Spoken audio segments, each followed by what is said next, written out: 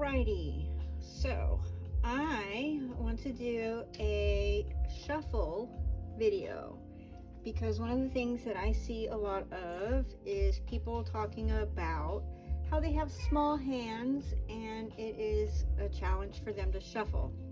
So I have my smallest deck and then my largest deck and everything in between. Not all of them can be seen because I just can't get them all on screen. So I have various card weights. This one's a kind of heavy deck. This one's stiff. This is thinner. This is thin. Here's a standard size deck. This one's pretty close to the same size as a standard, but this is heavier cardstock. This is regular cardstock, but it's a little bit longer of a deck. And then we've got this deck, which is just as long, but it's wider. And then we have one that's just as long, but even more wide. And then we have one that's just as long as my biggest deck, but not as wide. So all shapes and sizes and all different cardstocks. This is heavy cardstock. So let me move these out of the way here. So we'll start with the normal average sized deck here.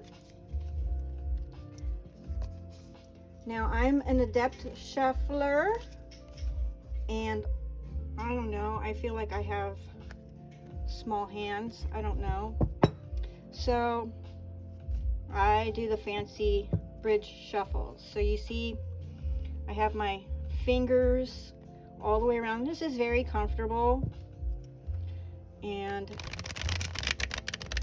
just slowly let it go. Hold them in place for the bridge shuffle.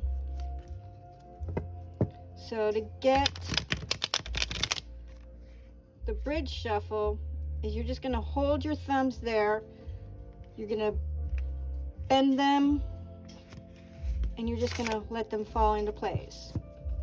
Of course, you don't have to do that. You can just do a normal shuffle and then bring them together. Okay? So, that's your average size deck there. Next, we will start with our itty bitty deck. These, even though they're small, they can be a little bit of a challenge.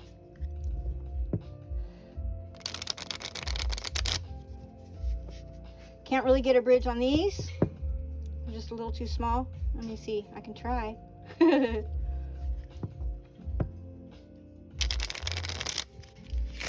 Yeah. Now you just got to really grip it in tight there. So, like I said, the trick to the bridge is that once you're locked in there, don't back out. Okay? So, again, I know, I make it look so easy. But yes, small little decks can be a bit of a challenge. Okay, so this is regular cardstock, like the normal size deck, normal everyday decks. And then the next size up is this one that is a little bit heavier cardstock. As you can tell, it's a much thicker deck. So it's like almost half of it is. These you want to be a little bit more gentle with. You don't want to bend them. So with these, I like to kind of take a corner, but it's not working. So now, if I have a deck that it just has a bit of a challenge there to shuffle, instead of shuffling, I'll have my spread, whatever it might be. So let's say we're doing a 4-card spread and these are the positions. So we're gonna go like this, Oh my gosh, I have a commercial in my music.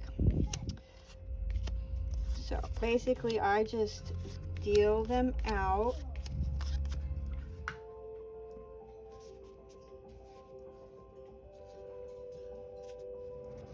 So I just deal them out. You know, you can go all the way around clockwise. You can change direction. You can just keep going the same way every way, or you can change it up. It just doesn't really matter how you do it. This is, in essence, basically giving the cards a good shuffle mix-up. And I'm just gonna break them into piles right here so you can move it along. So then I have each of these piles for my spread, and then what I do is I will cut, and then there's my card. I cut, and there's my card. Cut.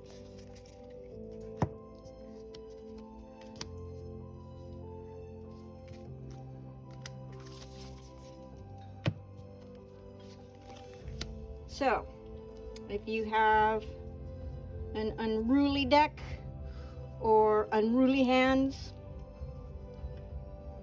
that's your workaround as far as how you can get a good mix up of your cards instead of the traditional shuffle. So here is another deck. It's about the same size, a little wider, same, almost the same thickness there. Big fat cardstock, heavyweight. This one might be a little bit easier. I don't know. Nope. So again, like I say, the corners.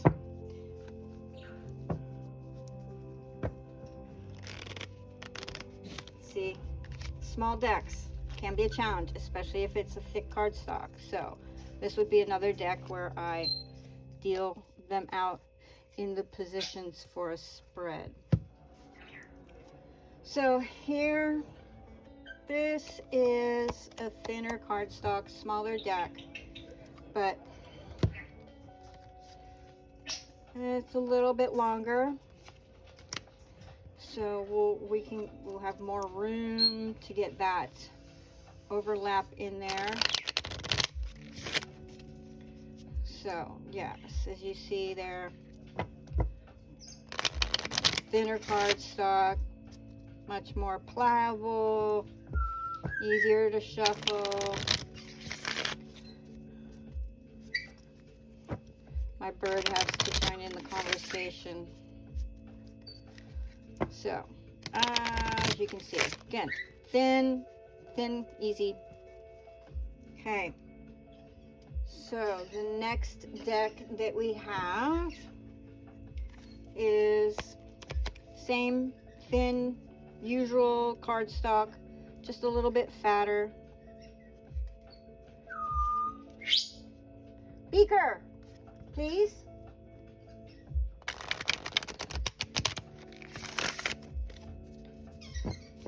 So, as you can see, she's competing. That's what she's doing. It's just a little bit about having the right amount of pressure on your thumbs there.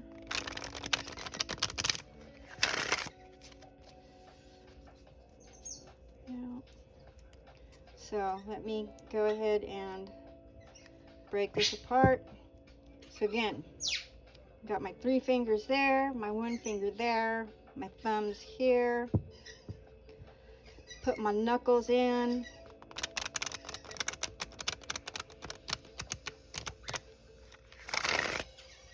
Okay. So the next deck, a little bit bigger. So slightly wider a little bit longer. Regular cardstock.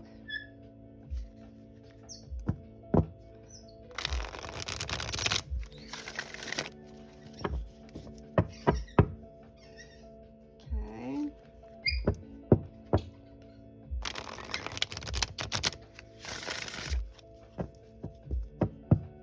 So if you can, I mean, you really don't need, you just need the tips of your fingers there. You don't have to like totally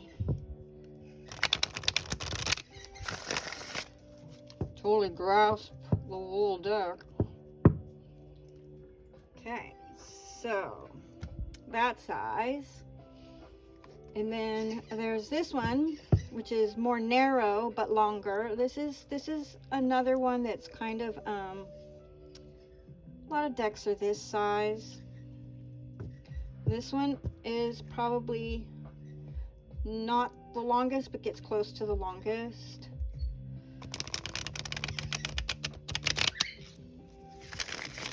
You know, and it's a little bit of a stretch for my fingers, but I still make it. So, see, you can get your fingers over the edge there. You got it. So let me do a bridge on this one on the side so you can see what's going on there. So here's the shuffle, and then the bridge is like this. It's weird sideways. Okay. But that's where the hands are positioned in the bridge. They're just, you know, like this rather than like that. If I had two phones, I could have both recording from opposite angles. So, I mean, I'm not even really holding the bottom there at all. And of course, it's a little different when you have a base. Beaker, gosh. But yeah. So I like to do the bridge with these flimsy cards because when you do a shuffle, you're bending them this way, but then when you do the bridge, you're bending them this way. So it keeps them flat. This is a pretty well used, deck I use, not maybe as often as some of the other ones, but I use it quite a bit, and it's nice and flat. Okay, so now we go just as long, same traditional cardstock, a little wider.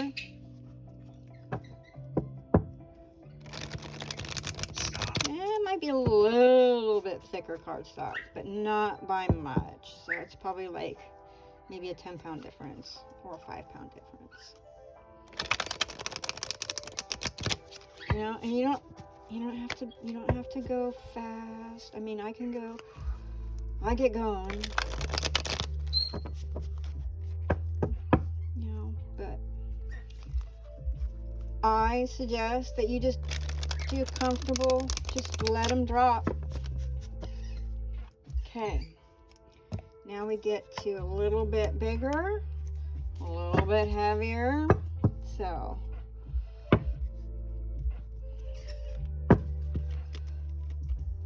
a little bit thicker, you know, compared to, yeah, see, so they were a little bit thicker, a little bit heavier.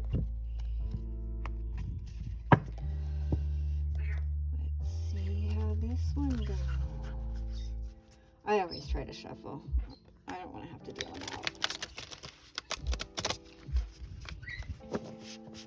So as you see, you don't get as many cards in between. Beaker, there's no truck out there. So very chunky. There's an alternate way to do these larger decks besides the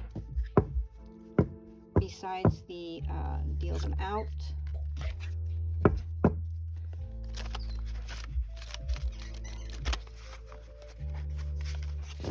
doing them sideways like that can be a little looser in your hands. You just kind of let them fall. It's still kind of chunky, but it's not such a stretch on the hands.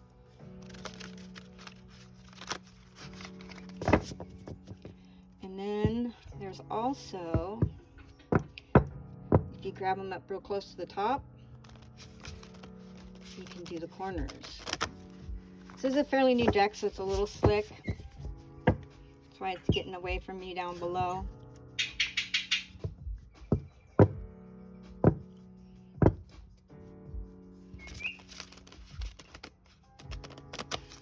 So, I feel that was adequately shuffled. Okay, so now big, heavier cardstock, not, well, a little bit thinner, lighter weight cardstock than this one. So I might get a little bit more flex out of it. It is definitely longer.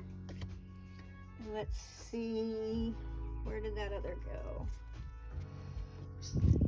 Long compared to this. Yeah. So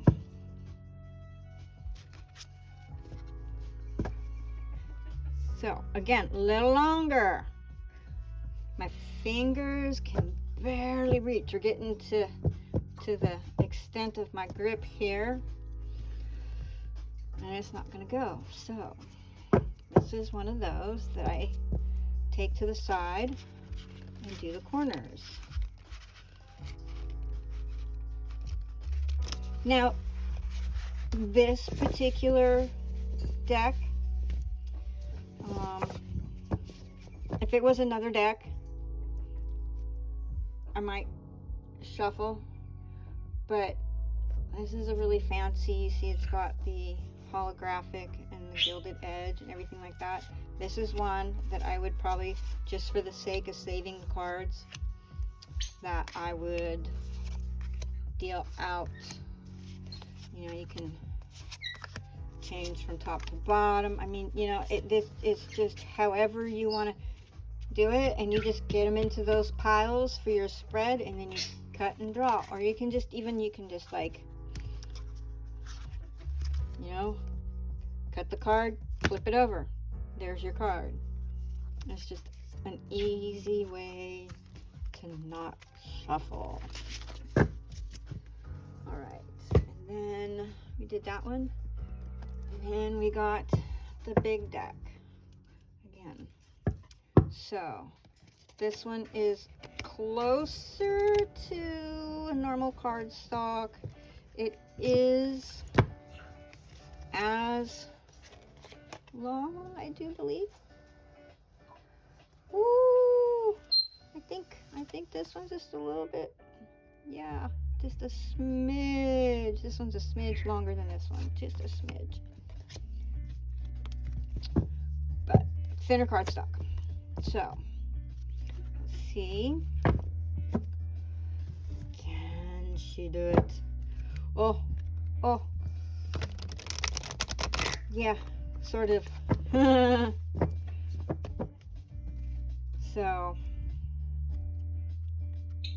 this would be one.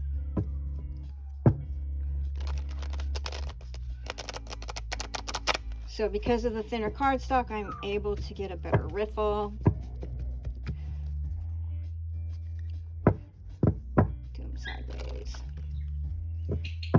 Now, as you see, there's a little bit of issue because I'm not able to get them to the overlap enough. It's just because my thumbs are too, it's like we're going back to those small decks. It just doesn't give us enough. So again, this would be where I go to my corners.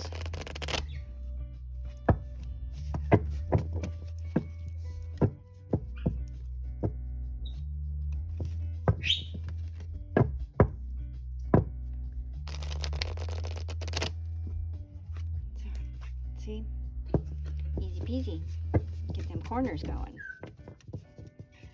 Let's do it again.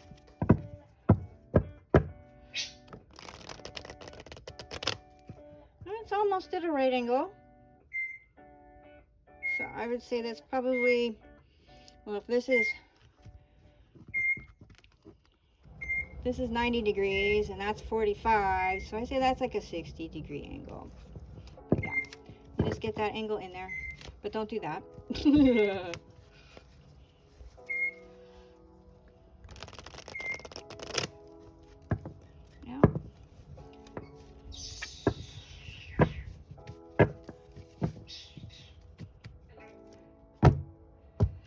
And that's how you shuffle different sized decks of cards, different sized and different cardstock weight. I mean, I don't know which one is the thickest of them all. So, Peeker, come on now, don't be so rude. So, let's see. I think we have a winner here with this one, but let's see. Yep.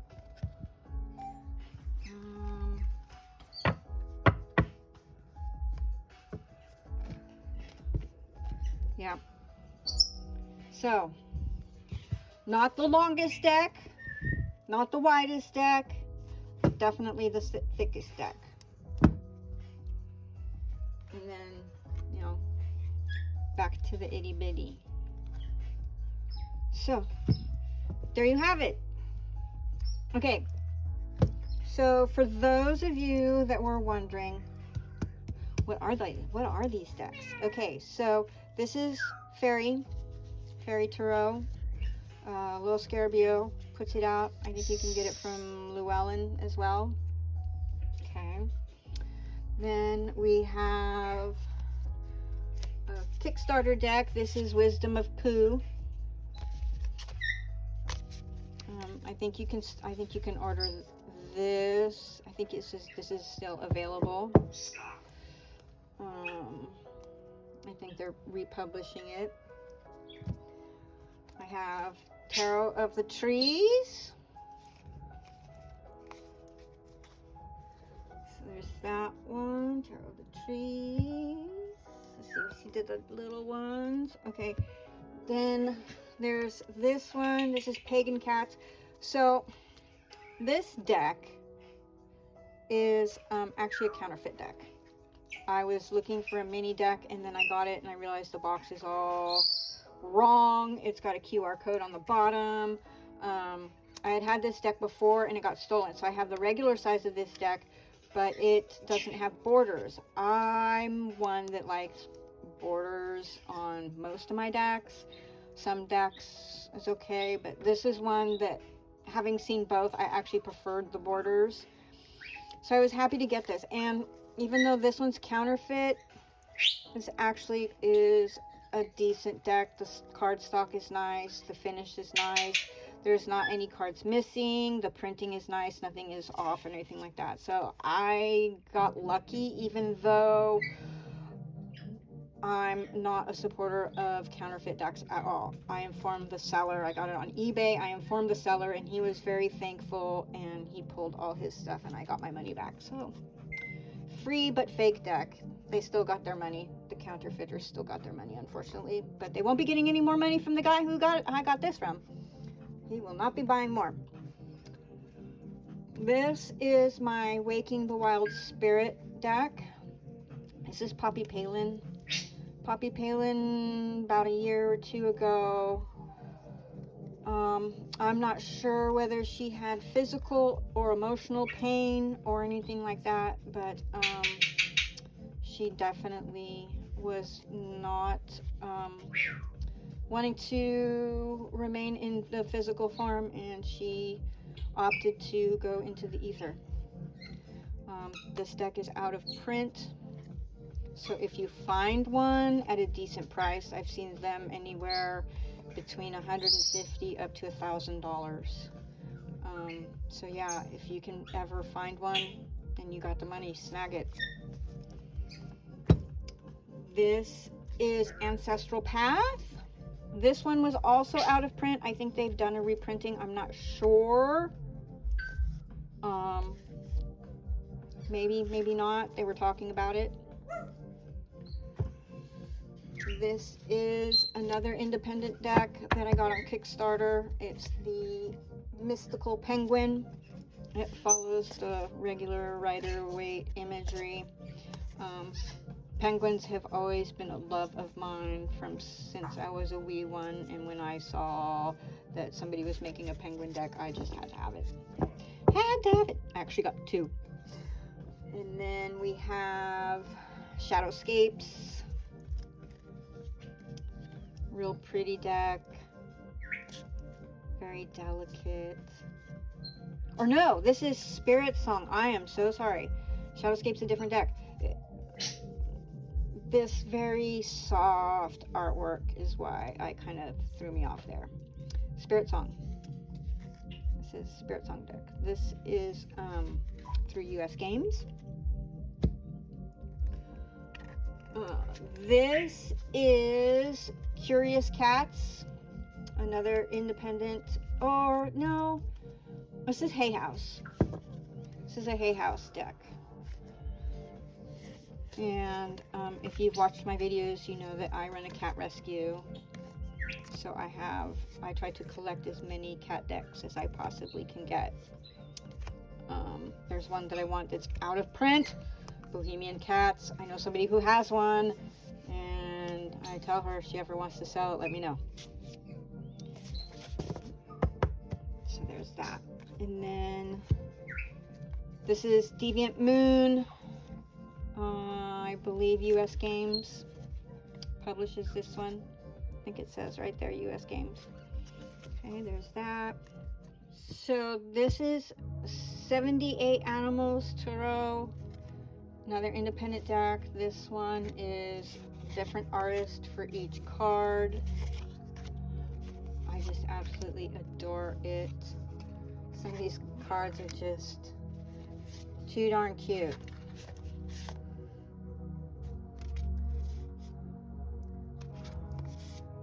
I'm an artist myself, so having a collection of different people's arts just really floats my boat. And isn't that beautiful? And penguins, yay, little penguins. Ace of Cups. It's like Mr. Toad's Wild Ride. And then, let's see, I went through all those. I think the last, the traditional size deck here, this is Fantastical. This is a US Games deck. It is also out of print. Another one that I have 2 of. This one is very well used, as you can see. It is faded off on the edges, but I love this deck. And then this one is Voyager, James Wanless. I think he's self-published. This one is just full of collages of different pictures. This one's really fun for interactive readings, getting your sitter to look at me like, they might look at something and it reminds them of their childhood and brings back memories maybe that they forgot.